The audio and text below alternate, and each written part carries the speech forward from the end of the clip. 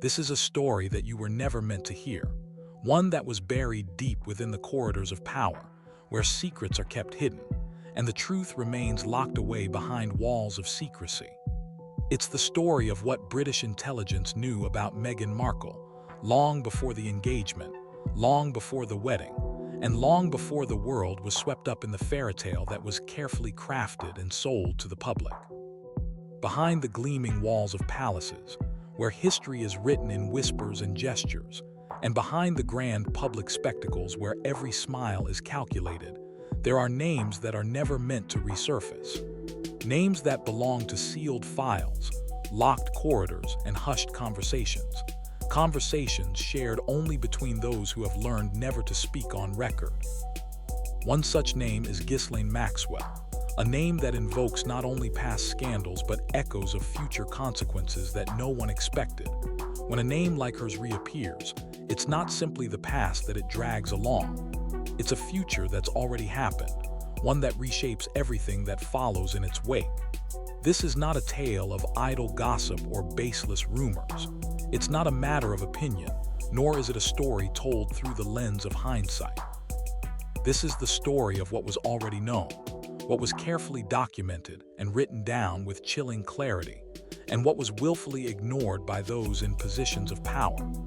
Once you understand what was buried in those files, the devastating implications no longer seem like an unfortunate accident or a series of coincidences. They seem like a deliberate outcome of decisions made long before the cameras began rolling.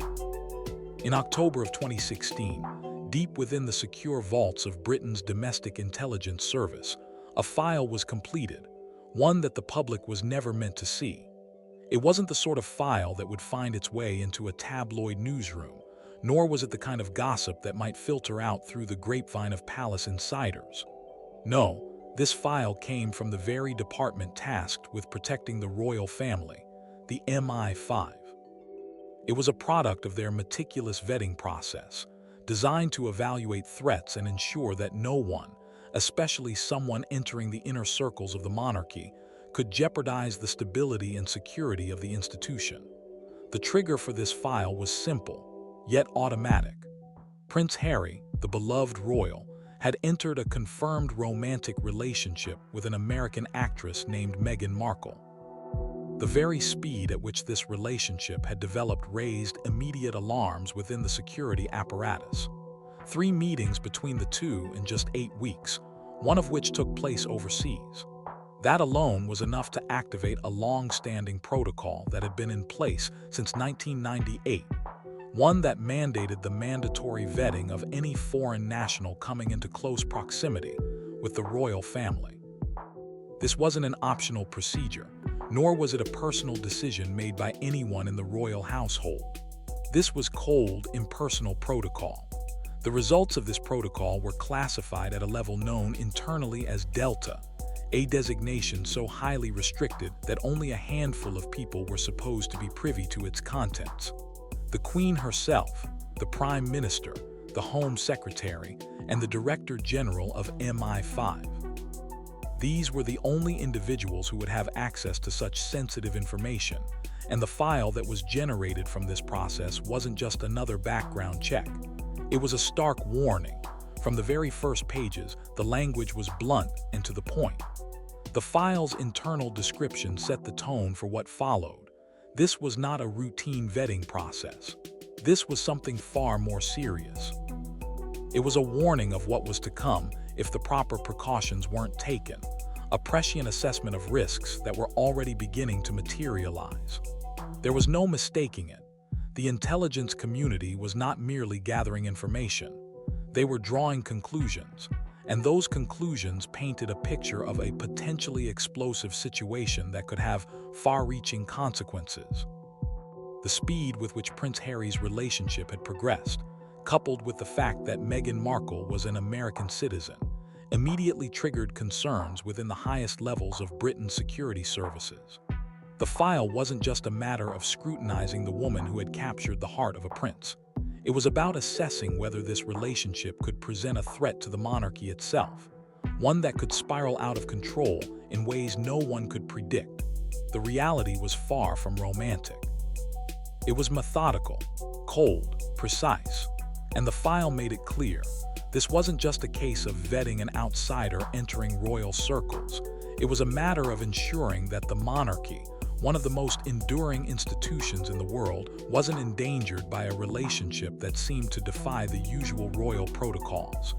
As the investigation unfolded, it became clear that the nature of Meghan Markle's character, her past, and the people surrounding her raised red flags that could not be ignored. What started as a simple background check quickly escalated into an intelligence operation, one that was meant to uncover hidden threats before they could grow beyond the point of no return. The file, filled with confidential information, was not meant for public eyes. But now, it's here, hidden in plain sight for those who dare to look beyond the fairy tale. In the world of intelligence vetting, there are many shades of concern, each varying in severity, each carrying its own set of risks. But at the very pinnacle of those concerns sits Category Red. This isn't a label that simply means problematic or difficult. It means something far more ominous. It means high risk, a danger capable of inflicting damage that spreads outward in unpredictable ways, cascading across systems that cannot be easily contained. MI5 had classified Meghan Markle as a Category Red personality risk, and the language used in the assessment was chillingly precise. The warning outlined with eerie clarity that, if left unchecked, Meghan Markle had the potential to cause strategic, reputational damage to the monarchy, damage that could unfold over a window of 36 to 60 months. Not years, not decades, just months. The file predicted the rapid and disastrous repercussions that would emerge in an alarmingly short time frame. The recommendation that followed was just as direct, leaving no room for ambiguity. Meghan Markle should not, under any circumstances, be cleared for formal integration into the royal family. This wasn't about her personal character, whether she was kind or cruel, or whether she genuinely loved Prince Harry. Intelligence services are not in the business of evaluating emotions or sentiments. They assess patterns of behavior, influence, and impact. What MI5 saw was a trajectory, a path they had witnessed before.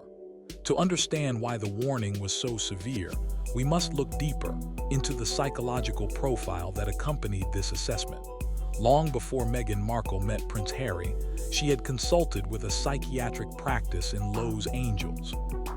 Between 2014 and 2015, these sessions became a part of a covert psychological profile, commissioned during the vetting process. What the file revealed was not just an emotional snapshot, but a clinical analysis. The results were stark and troubling. The psychological assessment highlighted Cluster B personality traits with strong narcissistic and histrionic features, placing her in the 89th percentile. But it wasn't the label itself that alarmed the intelligence analysts. It was the pattern, the consistent cycle that played out in her personal relationships. The file outlined a troubling pattern, one that Meghan Markle's close associates would likely have recognized. Idealize, devalue, discard. It wasn't just a theoretical observation, it was a recurrent behavior. 7 former close friends were mentioned, along with 1 former partner.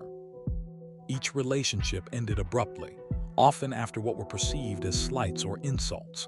There was no quiet fading away. The relationships collapsed in dramatic, emotionally charged eruptions.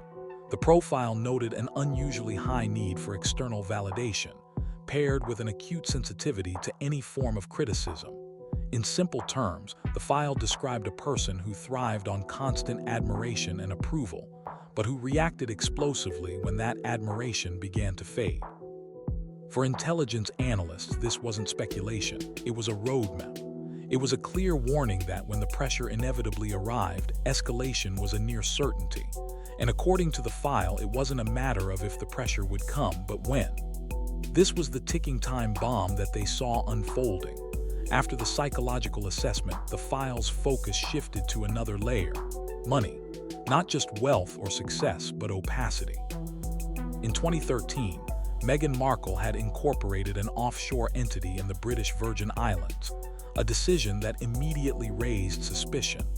The company was set up to receive acting residuals and endorsement income. On the surface, there was nothing inherently illegal about such a structure. But in the world of intelligence vetting, offshore companies always raise questions, not because they are criminal, but because they obscure visibility. Offshore structures create shadows where transparency should be. The file indicated that the beneficial owner of this company was redacted, concealed from view, but what followed was even more troubling. In March of 2016, a large sum, $450,000, appeared in a Toronto bank account linked to Meghan Markle. The source of the funds was unknown. No explanation was given. Canadian financial authorities flagged the transaction. The Toronto Police Financial Crimes Unit opened an investigation, but something strange and unsettling happened. The investigation was closed after a single phone call from a U.S. Embassy press attaché. No explanation, no further action. No one knew where the money had come from, but the investigation was abruptly terminated. For MI5 analysts, this wasn't proof of illegal activity, but it was proof of intervention that had no transparency. And in the world of intelligence, intervention without transparency is its own kind of risk. It signals something deeper, something hidden. As the file progressed, its scope widened. Intelligence services rarely look at individuals in isolation. They understand that people are shaped by their surroundings, by who they associate with, who they trust, and who grants them access to powerful circles. Meghan Markle was a frequent attendee at private social events hosted by Soho House, a collection of exclusive, invitation-only gatherings for the elite. These weren't casual mixers where people exchanged pleasantries. These were carefully curated events where cultural figures, political aides, and international operators crossed paths under the cover of lifestyle branding. The file revealed that Meghan Markle's presence at these events wasn't incidental. She had access to some of the most influential circles in the world, people whose names weren't always known to the public, but whose connections carried weight. One of the key facilitators of these events was noted in the file as someone who arranged introductions for the sake of cultural diplomacy. In other words, these were spaces where influence was exchanged quietly, behind closed doors. The file also documented sustained correspondence between Meghan Markle and Jessica Malrin. While the connection itself wasn't the issue, the proximity was. Malrin's family ties intersected with a Commonwealth development organization that had, on occasion, received discreet funding from the U.S. State Department. Timing, too, was a crucial element. In May of 2016, Meghan Markle attended a private dinner in Toronto with a senior political aide who was closely connected to Canada's Prime Minister. That same week, she publicly hinted at the possibility of moving to London, driven by love. MI5 didn't describe this as coordinated behavior. Instead, they described it as alignment. And in intelligence, when such alignments are repeated, they stop looking like random occurrences. They begin to look like a carefully orchestrated pattern. One of the key facilitators of these exclusive social events, as noted in the file, was someone who orchestrated introductions as part of broader cultural diplomacy efforts. To put it simply, these were not casual gatherings. They were highly curated rooms where influence was exchanged quietly, behind closed doors. The type of influence that, once it takes hold, weaves its way into powerful circles, shifting narratives and agendas without ever making a sound. These weren't just spaces where people met. They were environments where decisions could be made, deals could be struck, and paths could be paved, all under the pretense of socializing. But what was truly concerning wasn't the connection itself between Meghan Markle and the individuals at these events, but the proximity she maintained to certain key figures. One of the names that surfaced repeatedly in the file was Jessica Malrin. While their connection might have seemed harmless on the surface, it was the proximity that raised red flags. Malrin's family had established ties with a Commonwealth development organization, one that had, on several occasions, received discreet, pass-through funding from the U.S. State Department. This subtle intertwining of interests raised questions about who was granting access and who stood to gain from these well-placed relationships. In intelligence, proximity is never incidental. It always carries weight, and in this case, the weight of influence was unmistakable. Then there was the issue of timing, which in these circles is never a coincidence. In May 2016, Meghan Markle attended a private dinner in Toronto with a senior political aide who was closely connected to Canada's Prime Minister. That very same week, Meghan Markle publicly hinted at the possibility of moving to London for love. Love that, as the world would soon know, was tied to Prince Harry. MI5 didn't describe this as coordinated behavior, as there was no clear directive or communication pointing to a collective goal. Instead, they saw it as alignment. When alignment occurs repeatedly, it stops looking like a random set of coincidences and begins to resemble a pattern, one that suggested Meghan Markle's actions were not isolated, but rather part of a larger, more deliberate narrative being constructed. But the final layer of concern, the one that would leave a lasting imprint on the intelligence community, had nothing to do with money, politics, or even the web of relationships she was building. It was about control. Control of the narrative, control of the story being told, and control of how the world would view her. Between 2013 and 2015, Meghan Markle purchased 47 Twitter accounts, each with an established follower base ranging from 20,000 to 80,000 users. At the time the file was written, all of these accounts were dormant, inactive, but still very much intact and fully functional. In the world of intelligence, dormant assets aren't considered inactive. They are simply reserved for when they are needed. What made this particularly unsettling was her decision, in January 2016, 6 months before she met Prince Harry, to hire a crisis public relations firm. This firm specialized in managing reputational crises for high-profile clients, and it operated on a monthly retainer. This wasn't a case of reacting to unforeseen events. This was a case of readiness. She wasn't waiting for a crisis to strike. She was preparing to manage one on her own terms at a moment of her choosing. The file detailed this move as indicative of someone who understood the mechanics of public relations and influence in a way that went beyond typical media strategies. It spoke to a level of calculated foresight, an understanding that control of public perception would be key in navigating the tumultuous world that came with being linked to the royal family. These actions, when viewed through the lens of intelligence, painted a picture of someone who wasn't simply moving through life.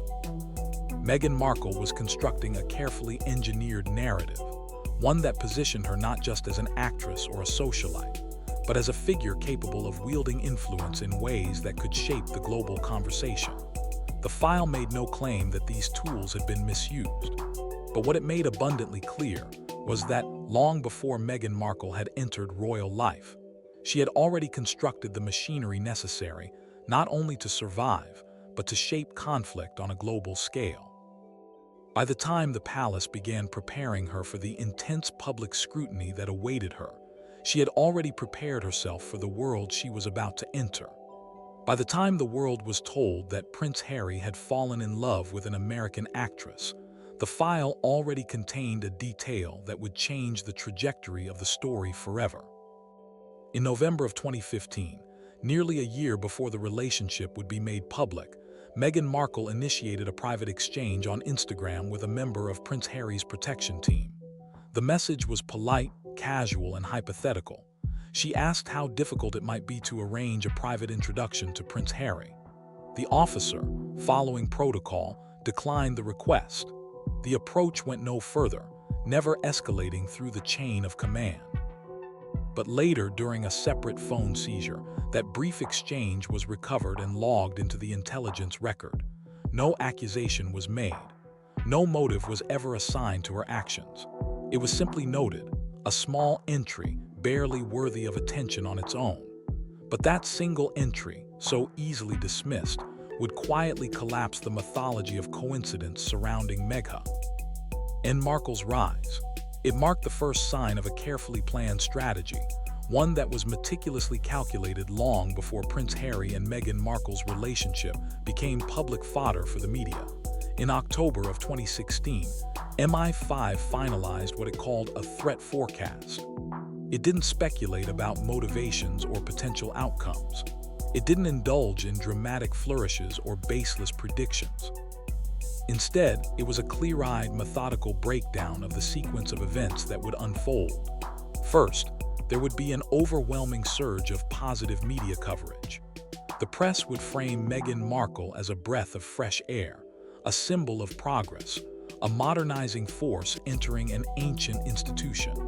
The monarchy would be cast in the light of a forward-thinking institution evolving for the modern age.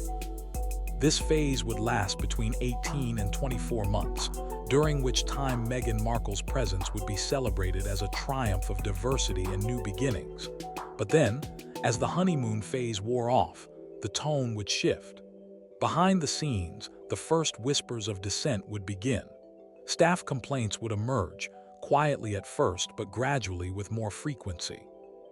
The file noted early signs of this pattern already surfacing in accounts from television production crews Meghan had worked with in the past. These were not baseless complaints. They were cracks that would soon deepen under the pressure of the public's gaze. As pressure mounted, the forecast warned of a near-inevitable turn toward identity-based narratives, particularly a spotlight on Meghan Markle's race when it would serve strategic interests. The file anticipated that the monarchy would be forced to confront issues of race, identity, and the potential exploitation of those narratives for public and media attention. The final phase of this forecast presented two likely outcomes: either a personal scandal with far-reaching global consequences, or a carefully controlled separation that would allow Meghan Markle to retain her title and convert her newfound status into a lucrative commercial leverage. The language used in the forecast was unemotional, almost clinical. The sequence was laid out with precision. The recommendation that followed was equally restrained: slow the relationship down through administrative friction, creating enough distance to allow public interest to cool. But none of these measures were ever implemented. The Delta-level briefing was personally delivered to the Queen in November of 2016. Her private secretary received the report, which was accompanied by handwritten marginal notes, a sign of personal reflection on the contents of the file. Years later, after his retirement, one sentence from that margin would resurface, one that explained everything in a way the formal report never could. "My grandson is lonely. One cannot vet for love." 5 powerful forces converged to override the file's recommendations. The first was history, a lingering, painful memory of 1997, when excessive caution and skepticism had driven Princess Diana away. The second was emotional leverage. In December of 2016, Prince Harry reportedly delivered a quiet ultimatum.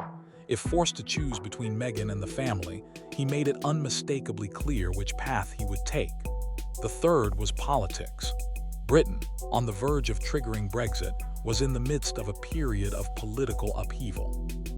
Senior government figures believed that a glamorous, biracial American duchess could serve as a powerful symbol of strength and unity in the Commonwealth during such a time of uncertainty. The fourth was belief. Queen Elizabeth, having spent decades watching outsiders come and go, had come to believe that the crown had the power to absorb and neutralize the sharp edges of those who joined it. The monarchy could smooth out the rough edges of people's personalities and histories, and it would, in time, bring Meghan Markle into its fold. Finally, there was a wager. Give her time, give her children, give her duty, and the institution would do the rest. The crown would do the hard work of assimilating her and shaping her into a true member of the royal family. In January of 2017, a compromise was quietly reached. A prenuptial agreement was embedded into the Royal Marriages Act consent, ensuring that any future financial settlements would be capped, and that tell-all interviews in the United States would be prohibited for 15 years. In exchange for these terms, the wedding would proceed. Intelligence services were instructed not to disengage, but to observe. Permanent technical coverage of the couple's communications was authorized, and that coverage remained active for years, producing terabytes of data stored at a secure government facility. The file was sealed. The wedding was celebrated. Yet, within 3 years, the monarchy began to lose its legitimacy across multiple realms. Prince Harry became estranged from his family, and Meghan Markle found herself living in California with 2 idled children, while holding the permanent ability to ignite a global news cycle at will. In 2021, the Delta compartment that once held the original warning was quietly renamed. Lesson learned. But inside Windsor Castle, in a locked drawer, there remained one photograph the Queen kept on her desk until the day she died. It showed Harry and Meghan on the palace balcony in 2018, both smiling, both believing the story would end differently. On the back of the photo, written in her own hand, were 4 words: "I should have listened." And that is where this story ends for now. Not because the file is empty, but because the consequences are still unfolding, and the monarchy, like the rest of the world, is waiting to see how it will all play out. The level of preparedness, the careful acquisition of dormant social assets, the calculated timing, all of it spoke to a person who had already begun to play a high-stakes game long before the royal family entered her world. And as the file continued to unfold, it became clear that the monarchy wasn't just facing the risk of a personal relationship gone public. They were confronting a much deeper, far-reaching challenge, a challenge that would force them to confront the blurred lines between personal ambition and political power, between public love stories and private strategies. In 2021, the compartment once labeled as Delta was quietly renamed Lesson Learned. But in a locked drawer at Windsor Castle, there remains one photograph the Queen kept on her desk until the day she died. A photograph of Harry and Meghan on the palace balcony in 2018, smiling, believing the fairy tale would end differently. On the back of that photo, written in her own hand, were 4 words: "I should have listened." And that's where this story ends, for now. But remember, the consequences are still unfolding, and the world is watching.